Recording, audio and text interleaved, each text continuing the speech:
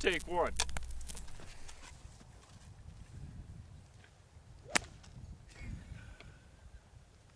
Hello, my name is Marty Charleston, and I'm a filmmaker. Back in 1978, I went to a little place in Greenwich Village in New York City called the Cannonball Run Club. Don't go looking for it, it's not there anymore. But on that night, I heard a band that, for me, redefined the word rock and roll. I remember being knocked out by their enthusiasm, their sheer volume, and their punctuality. Turns out that band was England's now famous Blackout. 30 years and 43 albums later, Blackout is still going strong, and they've earned their place in Britain's history as England's loudest band. So in the late fall of 2008, when I found out that Blackout was about to release their newest album, The Return, and they were also about to start another American tour, their first since 1989, in order to promote this album, well, needless to say, I jumped on the chance in order to make a documentary. Rockumentary, if you will, in order to document what happened on that tour. And you're about to see it. So I wanted to capture the sights, the sounds, the smells of a hard-working rock band that was making their return to an international music scene. And I got that, but I got more, a lot more. So I present to you the return of Blackout.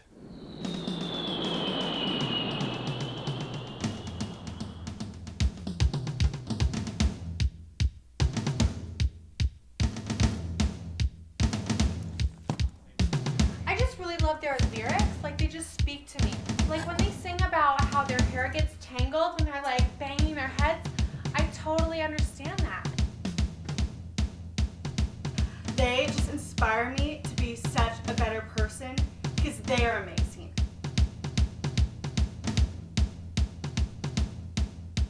I know they've been around a long time, but we just found out about them like last week. A week ago. We are like sold on them. Like, they are our favorite band forever. Best. Forever.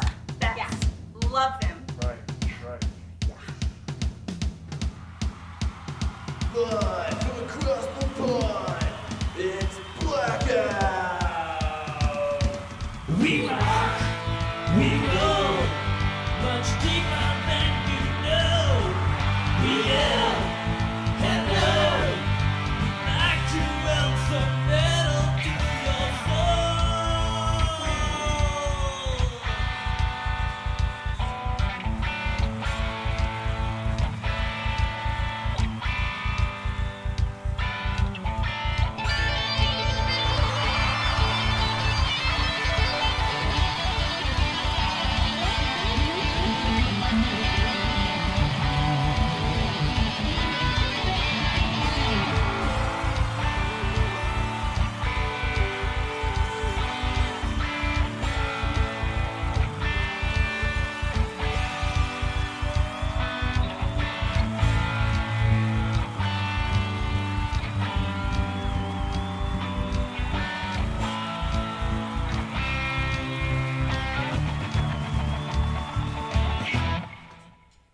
We rock, we roll, much deeper than you know. So let's talk a little bit about the history of the band.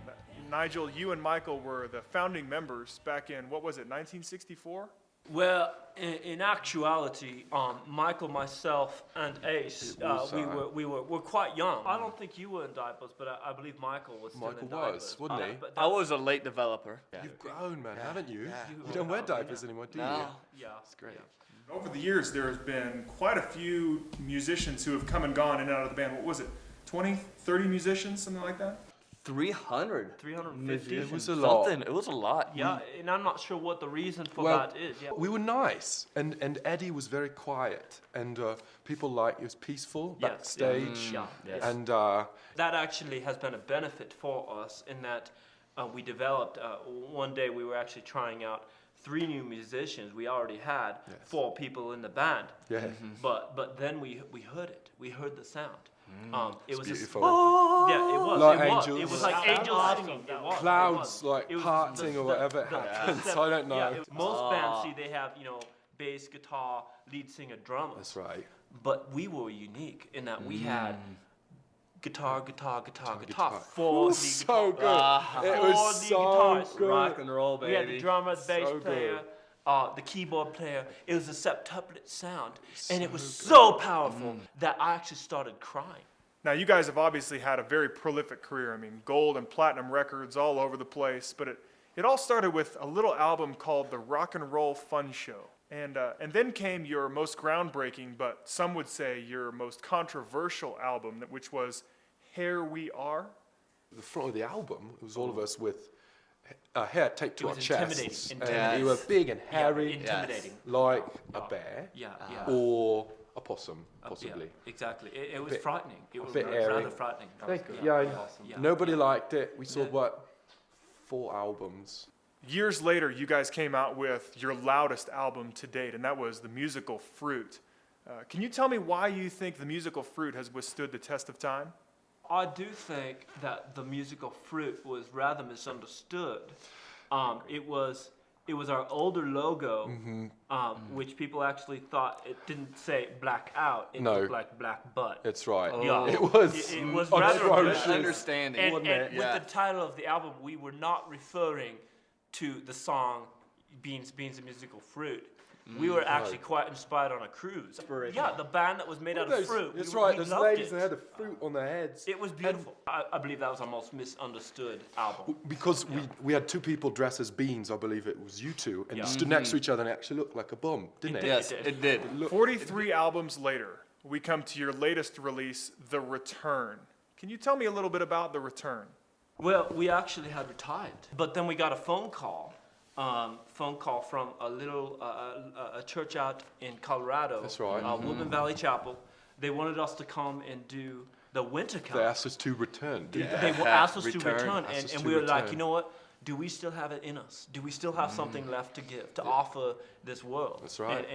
And we came to the conclusion. It's time to- Awesome. Exactly. That's right. We had to, for us to withhold our awesomeness would be quite offensive. Rude to be cruel, wouldn't it?